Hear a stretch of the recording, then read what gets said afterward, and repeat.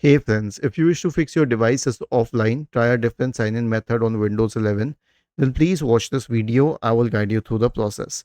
Now, here's the thing. The easiest solution to this is to connect your system to the internet.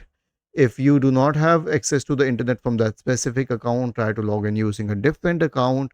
Try to connect it to the internet or Wi-Fi somehow. If not, try to connect it using the Ethernet. If none of these options work, then log into it in the troubleshooting mode and we need to run a certain command. I've shared it in the description section of the video. This is the one that you will have to use on the command prompt menu when you do it in the recovery mode, and then click on yes to activate the administrator account, and then you can log in as an administrator, connect to the internet, and then re-log in. Okay, was this helpful?